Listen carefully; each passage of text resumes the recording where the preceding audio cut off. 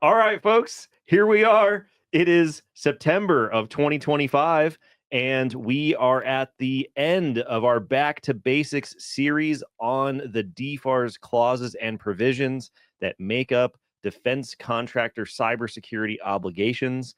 And here we are, the crown jewel, the boogeyman that everybody has been waiting on, DFARS clause 252, 204, 7021. And honestly, man, outside of Summit 7 Live in Denver, I don't think we've ever actually done a podcast together in the same spot in this studio at the same time. Yeah, I don't think that it was going to ever happen. Yeah, I think Predator that- high five. Predator high five. We're here. We'll We're edit it actually after. in the flesh together. But yeah, it's weird to think, Jacob, that like we've been doing this for 3 years, and aside from one when we first started in Colorado, that it's taken us this long to get here. But it's kind of fitting too. It's like a culmination. We're talking about the last clause in the series that brought it all together. There right? you go. Absolutely. Yeah. We had 90% of the videos on the YouTube channel or the podcast, and we've never actually been in the same spot at the same time. But anyways, today we're talking about the big one, the CMMC clause itself. We just did the episode on the provision that makes you aware of the CMMC clause, the provision being 252-204-7025. And today we're going to get into 7021. So at a very high level, you can think of this clause in two parts. The instructions for the contracting officers, the KOs as they're called, and the requirements for contractors themselves, the clause and the provision. And so today we are going to talk about the KO side of the clause, and we'll do a separate episode on the actual contractor requirements. It's important to know both because they're going to dictate what your requirements are. But if you only ever see the solicitation provision in the contract clause, you won't actually see the instructions that the contracting officers have to abide by. So we're going to do a two-part episode on clause 7021. And that's what we're going to talk about today. Yeah, there's a lot of situations where I think that there's animosity towards the clauses because there's not this understanding of why it appears there. It's just, why are you doing this to me? Or why is this happening to my organization? We don't have CY or whatever it may be. Yeah. But there's a prescribed checklist, and there's things that the contracting officers must follow before they include it in the contracts. Yep, absolutely. We talked about this throughout the series. The DFARS and the FAR, the vast majority of the language in those acquisition regulations are not for you, the contractor. Only the language in the solicitation provisions and the contract clauses that you read in your paperwork are the part that you actually see. The rest of the acquisition regulations are guidance, instructions, policies, things like that, that the contracting officers have to abide by. So let's get into it and you'll understand what I'm saying. Are there definitions? There are, just like everything, there are going to be definitions. You can't go anywhere without your definitions in this world. But yeah, so we'll get into it. We'll get into the KO side, the contracting officer side of DFARS clause 252-204-7021. Okay, so this starts off with sections in the DFARS. So it isn't a clause 252-204 blah-de-de blah. They're going to be numbered 204.75 something. So at the very top, we've got 204.7500, DFARS 204.7500. This explains the scope of this subpart of the DFARS. And this tells contracting officers that this subpart of the DFARS prescribes policies and procedures for including the CMMC level requirements in DoD contracts, and that CMMC is a framework for assessing a contractor's information security protections. And if you want to know more, this is actually what it tells the contracting officers. You should see 32 CFR Part 170, which is the overall CMMC program policy that got codified and went into effect in December of 2024. The important thing to know here, as they're explaining to the contracting officer, is that the relationship between everything in 204-7500 and everything else in the 48 CFR final rule is implementing Title 32 CMMC policy. It's not creating anything. It's not changing anything. It's not revising anything. It's just distilling that policy down into guidance for the contracting officers and requirements for the contractors. Yeah, it's crazy to think how many times throughout 48 CFR rule throughout the provisions and the clauses where they're just like C32 CFR because we're just carrying out the mission that is established by the programmatic rule. Yeah, absolutely. So we did a whole webinar on the 32 CFR rule back in January of 2025. So if you want to go into more details about what it says, you don't want to read it for yourself, then you can check that out. We got it available and you can register for it for free. The thing to know here is that if you read through this part of the rule, it will link to what we could consider the most important, the most relevant parts of the overall 32 CFR CMMC policy. And so they append the different sections like for flow down and for POAMs and for this and that as we walk through the language in the clause. So next you've got DFARS 204.7501. So under this subpart, we've got definitions. So we always have definitions at the top. Anytime we're talking about clauses or DFARS acquisition guidance, the definitions are always important to know. So make sure that you understand them and study them. But like always, we'll just talk about them as they pop up when we're reading through the clause. That way we're not just reading definitions at you. Yeah, I mean, that makes sense to them. It's the best way to do it because they're explaining it throughout the clause anyway. Yeah, absolutely. So they put them up at the top. Like, for instance, when we did the episode on DFARS provision 7025, they say there are definitions in this provision, but you got to go find them over in the clause. We've seen this happen with DFARS 7008 and 7012. Sometimes a definition will be in a provision or a clause, and they'll point back to each other. So just make sure that you're keeping up with the definitions. They are very, very important. Okay, so outside of the scope of the subpart and the definitions, there are 3 sections. Literally, they are called DFARS sections under this subpart that have explicit requirements for the contracting officer to follow. So we've got a policy section, a procedure section, and then guidance on when to use the 7021 clause and the 7025 provision. So first we'll talk about 204.7502, the policy around this CMMC program and clause for the contracting officer. So the first part is paragraph A, award eligibility, and it says the contracting officer shall. So anytime you see the word shall in a contract, especially a government contract, defense contract, it means it's a requirement. Like, you will do this thing. It's just like a polite way of saying you have to do this. You must do this. You will do this. If you know what's good for you. Exactly. Yeah. Like, you shall do this. So shall is a requirement. So this says under award eligibility, the contracting officer shall include in the solicitation the required CMMC level if provided by the program office or requiring activity. So the contracting officer is the one that inserts this language into your contract clause, but the contracting officer is not the one that decides that it's supposed to be there. The program manager, the program office, the requiring activity, the DoD component, whatever that is on the other side of the contracting officer, they tell the contracting officer this will include this level of data, this type of data, and that will require this level of CMMC status for the contractors who are handling the data, and then they take that information and they fill in the blank on the CMMC clause itself. So they say that if the program office tells you that there is a required CMMC level, you will put that level into the solicitation off the bat.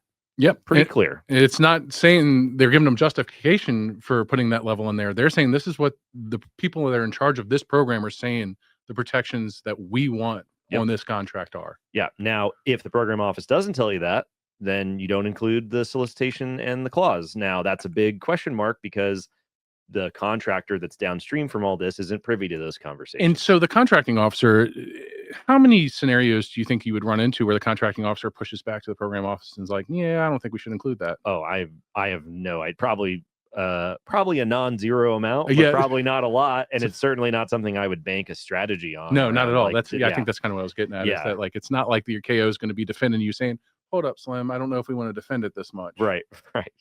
Okay, so it's very clear off the top that you're going to insert the requirement into the solicitation if you are told that there is a requirement for a CMMC level. So moving on, they say contracting officers shall not, they will do the first thing, they will not award a contract, task order, or delivery order to an offerer that does not have a current CMMC status at the CMMC level required by the solicitation. So I, the contracting officer, get told by the program manager, this work will require this CMMC level. I will put that level into the solicitation, and I will not award the contract to somebody who doesn't meet that level. Pretty black and white. Pretty black and white. So what is a CMMC status, right? What is a CMMC status? So first definition here. The CMMC status is the result of meeting or exceeding the minimum required score for the corresponding assessment. So there are 3 levels in the CMMC model, but your status could be a level 1 self-assessment, which would be a final status. There are no open findings allowed at level 1. There are no POAMs allowed at level 1. So you have final level 1 self status. You can have a conditional level 2 self status or a final level 2 self status. The difference being conditional means you have open items on your POAM that need to be remediated. Final means all of your requirements have been fully implemented. You can have a conditional or a final status via C3PAO. So if you had the requirement that you had to hire a C3PAO for a third-party CMMC assessment, you can have final or conditional status. You can also have final or conditional status at level 3. Those are always going to be third-party assessments. Those are going to be conducted by DoD's auditing team known as DIBCAC. So you got 3 levels, but you got 7 different statuses that could result. The solicitation provision could say you need a final level 2 self-assessment status, or you need a final level 1 status, or you need a final level 3 DIBCAC status. And here it's saying that the contract officers will not award this contract or delivery order if you don't meet what is prescribed in the solicitation above. Yeah, and then for those conditional statuses, Jacob, it's important to note that there are predefined controls in which you're allowed to enter that conditional status with. Those are listed in the assessment guide. Those are listed in the rule, etc. Yeah, absolutely. And they'll talk about it at the bottom where they're saying, hey, you are allowed to receive, win the contract award if you have a conditional status, but there's policy around when you got to close that out. So we'll get to that down at the bottom there. So the last part here under award eligibility, contractors are required to achieve at time of award a CMMC status at the CMMC level specified in the solicitation or higher for all information systems used in performance of the contract, task order, or delivery order that will store, process, or transmit FCI or CUI. That's pretty standard concept. They say that contractors are required to maintain a current CMMC status at the specified CMMC level or higher, if required by the contract, task order, or delivery order throughout the life of the contract or the order. So a current status is one that's less than 3 years old, right? Because your status will expire after 3 years. The definition actually goes into quite a bit of detail for all of the 7 different possible statuses, but the rule of thumb is your status is valid for 3 years. So you have to maintain a current status for the life of your contract. So if you got your status 2 years ago and you got a year left and your period of performance is like 3 or 4 years, then you got to make sure you keep that status valid the entire time. It won't expire while you are doing this work under the contract. All right, just so that we're covering paragraph A, right? Program office says that this is the level in which we want to protect it. Contracting officer inserts it into the contract that says this is the level that you must have to get this award. Yep. And then your responsibility is to make sure you achieve that certification status and maintain that certification status throughout the entirety of the contract. Yep, that's right. Okay. Yeah, absolutely. So they even go into more detail here in paragraph B under CMMC status. So remember at the top, they said contracting officer shall, contracting officers shall not, the contractor must. Here they're saying contracting officers may award a contract, task order, or delivery order, or modification to exercise an option or extend a period of performance if the offerer's or the contractor CMMC status is one of 2 things. Listed in the definition of a status, it's conditional or it's final. Okay.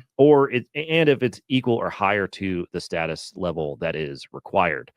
Here, they specifically tell the contracting officers that levels 2 and 3 can be in a conditional status. So you can have open POAM items as long as they fall under the allowable items that can be open, which is defined at 32 CFR, section 170. So they say that CMMC level 2 and 3 can be in a conditional status for a period not to exceed 180 days from the CMMC status date. And they specifically say C 32 CFR 170.21 which is the policy that outlines what items are allowable, how long you have to close those items out, so on and so forth. But the award of the contract or work can occur with a conditional CMMC status.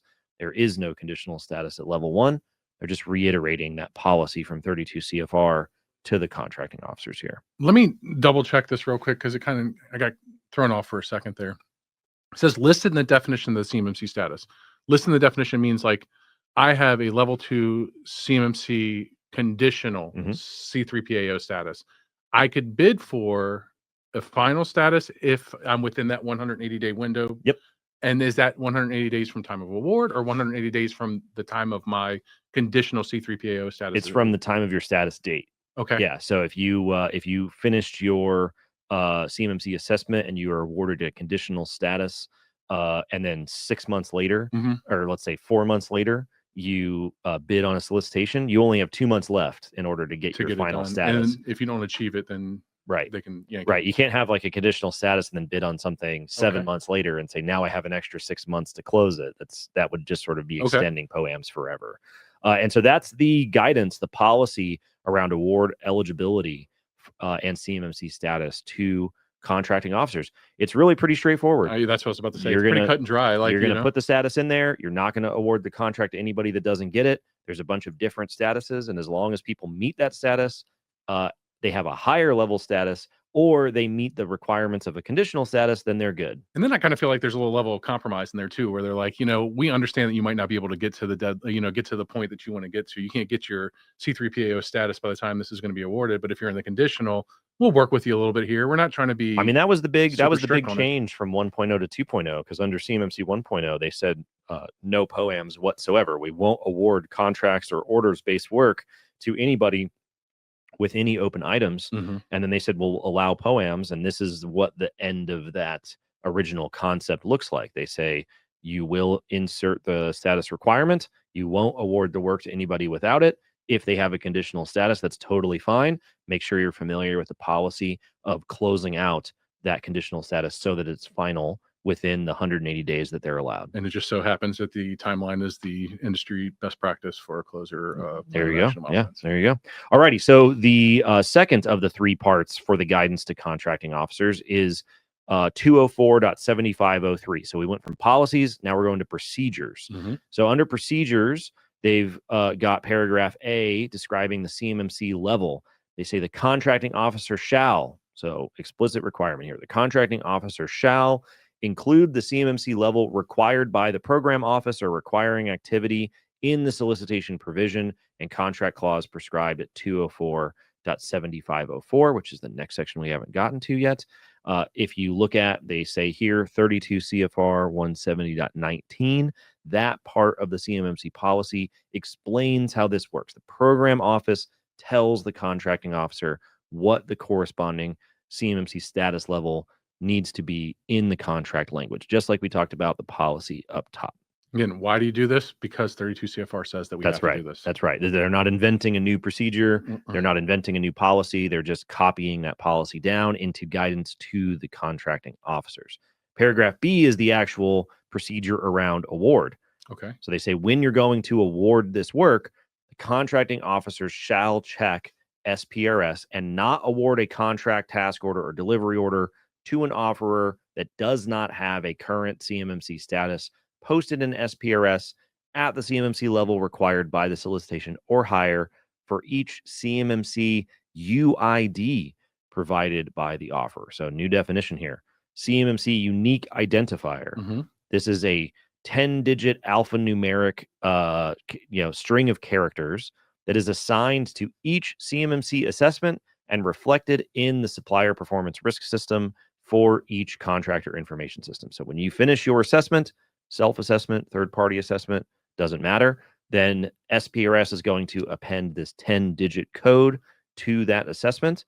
And so you have to have your status tied to that CMMC unique ID. Essentially what DoD is saying here is you're going to be generating data for us, or we're going to be giving you data that is considered controlled and classified information. And we want to know literally the license plate on the scope of your assessment where that data is going to exist. So we're agreeing to give you this data, and you're going to tell us exactly what the identifier is for the scope of whatever your assessment was. Right. Yeah. So you're getting assessed on an assessment scope, a level 2 assessment scope that you've bounded out according to the scoping guidance, right? That's been provided. One thing that stuck out to me is for each CMMC UID provided for the contract. If I'm getting an environment scoped out for myself, for my organization to get awarded this contract, why would I enter more than one CMMC UID? Maybe you have more than one system. Okay. Yeah, maybe you have more than one system. You've got more than one assessment for some reason. But yeah, they're going to get a CMMC UID for each assessment, essentially. So if you had 2 different scoped systems for whatever reason, as they're going to talk about later, if you have a significant change, which is a whole other can of worms that triggers a new assessment, you're going to have a new UID. If you're going to have a change in scope, then that means that you're going to have to, the previous assessment scope is no longer valid, which means you have to have a new assessment, which means you're going to get another CMMC UID. So you can't reuse this one ID saying, Bob's machine shop has a CMMC assessment. No. Which information system owned by Bob's machine shop corresponds to the scope of devices that will be handling the data? You might have multiple. Because this is the environment that's been evaluated that says that it has adequate protections in place. Right. Yeah. So we're telling you need CMMC level 2 final status as assessed by a C3PAO for this scope of assets. That's where the data is going to live. And as you can imagine, this is going to cause problems for people if there's an incident or something in the future. There's some reason why the government comes and starts asking you questions, and they say, where is the system that corresponds to this 10-digit code? And you're like, it's these devices over here. And they're like, well, then why is our data over there? Sure. Right. So that's what they're looking for here. They want a high level of traceability through the supply chain. There's going to be a lot of explaining to do if that happens. Yeah. So, okay. So paragraph C, in paragraph B, we talked about the award of contracts. Here, they're talking about option exercise or period of performance extension. So people who are already on contracts or task orders or delivery orders, they're exercising an option year, or they're extending the period of performance. They're modifying existing agreements. Same guidance. The contracting officer shall check SPRS and not exercise an option or extend the period of performance on the contract or the order unless the contractor has current CMMC status posted in SPRS at the level required by the contractor order or higher for each CMMC UID provided by the contractor. I wonder why they're doing that, Jacob. Yeah. What should we look at to find out why they're doing this? Yeah. So very conveniently, they say, if you have questions about where this policy is coming from, then see 32 CFR 170.15 through .18. That is where the policy around this procedure is codified. And that's where the contracting officer would go look to see this. Now, the reason we're doing this episode in 2 parts is that isn't written in the clause 7021. It's not in the provision 7025. This is the instruction for the contracting officer when they go to insert that language into your contract. So this is extra context that you wouldn't see if you're just reading through the contract language itself. So they've got procedures around awarding new work. They've got procedures around option exercise, period of performance. It's the same for both. So then they go down here. They've got some more information on CMMC UIDs specifically to wrap up this section. They say if the contractor provides new CMMC unique identifiers during period of performance, the contracting officer shall check an SPRS using the CMMC UIDs assigned by SPRS that the contractor has current status at the required level or higher for each of the information systems identified that are going to process, store, or transmit the data. So if you're going to award new work, you got to look in SPRS and make sure that the CMMC UID has the status you specified in the contract. If you're going to modify existing orders or exercise an option period, you got to check that the CMMC UID has a current status specified in the solicitation in the clause. And then if you're going to update for whatever reason, change in scope, change in environment, acquisition, whatever significant change, whatever it happens to be, and you give them a new CMMC UID while you're exercising this period of performance, they got to go in SPRS and check to make sure that the CMMC UID has a valid status in accordance with the requirement that they specified in the previous procedures. So what you're telling me is that as an organization, I need to make sure that the active status that's associated with my CMMC UID is always up to date, right? Yep. You want to make sure it's always up to date, and you want to make sure that it's current during your period of performance. So don't let it expire during your period. It is assigned to the system that I'm bidding on work with. Definitely Very do important. that. Yes. Definitely do that. If you give the contracting officer a CMMC UID and it's got a valid status, and then you end up putting their data in a different system that has a different UID or doesn't have a UID at all, and something goes wrong, then you're gonna have to go watch the podcast on False Claims Act, and that's gonna be that's a whole other topic. But that's not going to happen to the listeners of this show, because we all know it's all very clear as to how this is going to work. So now we're at the last section of the KO side of the 48 CFR final rule DFARS clause 7021. This is all the guidance around how to use the clause. Literally, 204.7504 says solicitation provision and contract clause. And it says, unless the requirements at 32 CFR 170.5 paragraph D are met, use the clause 252.204.7021. For those of you unfamiliar, 170.5 paragraph D is the part of the CMMC policy that explains the waiver process for CMMC requirements. So unless there is a waiver established for the contracting officers telling them do not insert this clause, and they've gone through all the other policy and procedures up top, they will insert the clause as follows. There's two considerations here.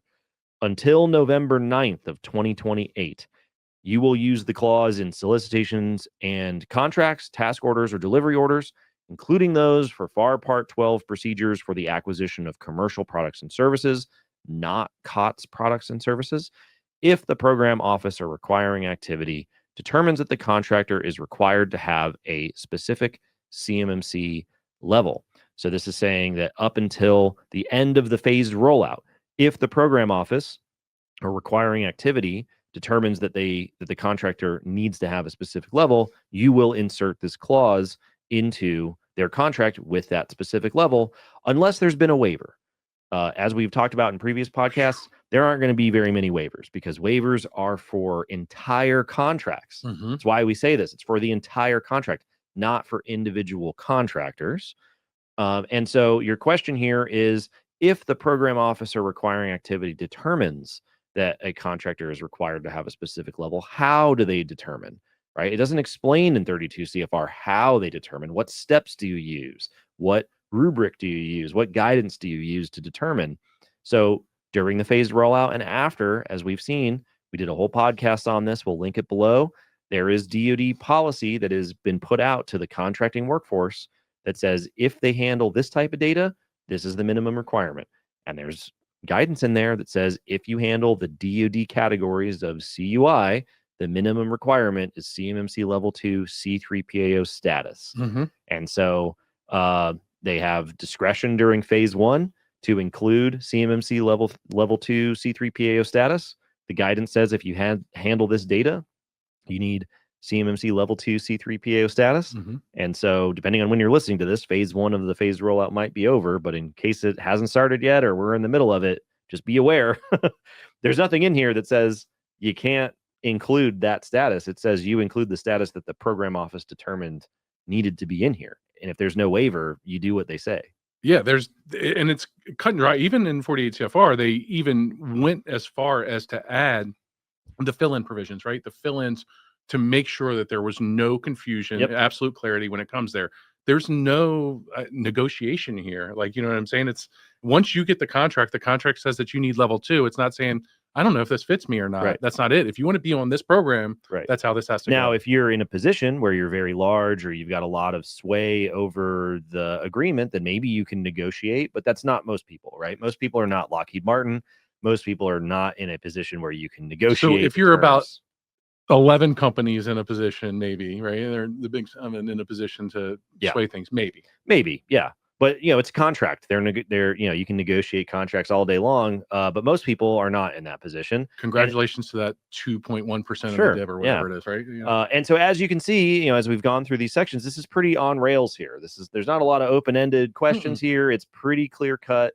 If they tell you this, you put it into the clause. and you can't award the contract if they don't meet the requirements. There are conditional statuses that you can meet, and it's totally fine. And then we'll go from there. But I mean, it should be cut and dry and straightforward. And the reason why it should be cut dry and straightforward is because it's the instructions, right? You wouldn't want there to be like lack of clarity in what the contracting officers are supposed to do when assigning. Well, and so just so you know, like this is the contract officer guidance to this clause and provision, 7021 and 7025. Every DoD DFARS clause and provision has contracting officer instructions like this, which is why it's unrealistic to think that this one clause for one company in one situation is going to get flagged in a contracting officer's mind. They have to do this for every clause that goes into every contract. So it's very straightforward, very cut and dry, but this looks and sounds exactly like every other clause and contract policy and procedure guidance that they have to read for, if this, then include this clause. If this, then you include this clause. If those clauses are included, you can award it under these conditions or not. Next, and then they just keep going. And like we said, or like I said at the beginning of the show, like having the understanding of this makes this a little bit easier to digest, right? It makes the reason I'm getting these requirements quite easier for me to understand why I'm getting them. Yeah. There's a process behind it. And again, it's not you being singled out as a program or anything like that. Right. Yeah, absolutely. If it shows up in your contract language, it's because a program office determined that it needs to be there, and the government determined that it was not necessary to waive the requirement. Absolutely. Okay, so there's a second part here where they talk about after November 9th of 2028. So this would be after the phased rollout ends, but honestly, the language is not really that much different. They say on or after November 10th of 2028, after the phased rollout ends, use the clause in solicitations and contracts, task orders, or delivery orders, including for commercial work, but not for COTS. If the program officer requiring activity determines that the contractor is required to use contractor information systems in performance of the contract, and it will transmit FCI or CUI. So at the beginning, they said during the phased rollout, use this clause if the program office determines that the contractor is required to have a specific CMMC level. Mm-hmm. After the phased rollout, they say use this clause if the program office determines that the information systems owned by the contractor will handle FCI or CUI. Isn't that how you would determine it in the beginning? So I don't see a lot of room between these two things. It is not clear to me reading this guidance that there is a huge difference in how the program offices are going to determine things during the phased rollout. Like I said, if you're watching this after the phased rollout, then you don't have to worry about this anymore. But until that process is done, there's just not a lot of wiggle room here. If you have the data, they're probably going to say you need that CMMC status, and that's kind of it. And by November 10th, 2028, I think we're going to be actively in contracts where everybody's in a contract where it exists, and they're not going to be like, oh, yeah, you don't have that now. Right, exactly. Take these protections away. The program's not going to need them anymore. I don't think that happens. Yeah, and then just at the bottom, at the last paragraph, they say use the provision 252-204-7025, which we did a whole episode on, in solicitations that include clause 252-204-7021. Yep. So if you go through this policy, you go through the steps of the procedure, and then you determine, this needs to be in the contract at this CMMC status level, then you also have to include the contract provision 7025 to double check that people are aware, hey, this contract includes the requirement that you have to achieve this CMMC status. So when you accept the terms of this contract, you're agreeing that you will achieve this CMMC status that's specified by this clause. If you got questions or you want to know more about how 7025 works, you can check out the episode below. At this point, we have covered Clause 7012 and its provision 7008. We have covered Clause 7020 and its provision 7019. We have covered Clause 7021 and its provision 7025. And we've even included a couple of them in there that are a little lesser known about the obligations that the government has whenever they deal with your data, so on and so forth. And until we get the FAR CUI rule or maybe some revisions in the future, which are probably still a ways away, that's kind of the entire universe of the DFARS cyber clauses and provisions that impose cybersecurity requirements on defense contractors. Yeah, it's the entire suite. I think that the DIB right now, especially the audience of our show, should be concerned about within their contracts. Yeah, absolutely. So there you go, everybody. That is the KO contracting officer side of your DFARS 7021 clause.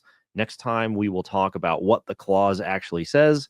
But at this point, you can probably predict what it's going to say based off what the contracting officers are instructed to do. The only real new part when we talk about the clause itself is all the flow down obligations for the contracting officers.